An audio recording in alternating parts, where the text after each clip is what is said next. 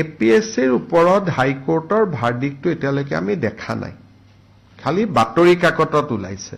আৰু কোৰ্টত তেখেতে জাজগৰাকীয়ে কৈছে যে পাৰ্চিয়েলি এলাউড। এটা পাৰ্চিয়েলি এলাউড মানে কি বুজাইছে আমি সোম মঙলবাৰে গম পাম।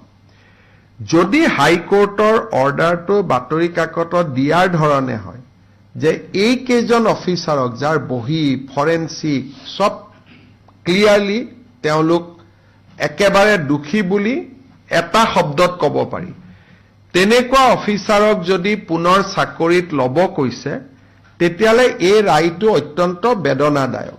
আৰু ই অসমৰ যি সময়ত আমি স্বচ্ছ নিযুক্তিৰ বাবে কাম কৰিছো, it will be a huge setback ৰাজ্য চৰকাৰৰ কাৰণেও আৰু অসমৰ যুৱ প্ৰজন্মৰ বাবেও।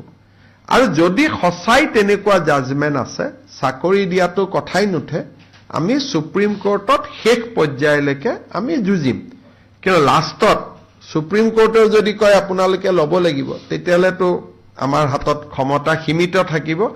কিন্তু আমি শেষ পৰ্যায়লৈকে সুপ্ৰিম কোৰ্টত আমি যাম, গোটেই কথাখিনি জনাম। আৰু মই ন্যায়পালিকাক বিশ্বাস কৰোঁ, কেতিয়াবা ছিংগল বেঞ্চত জিকে, ডিভিজনত হাৰে, আকৌ সুপ্ৰিম কোৰ্টত জিকে, ইট ইজ এ প্ৰচেছ।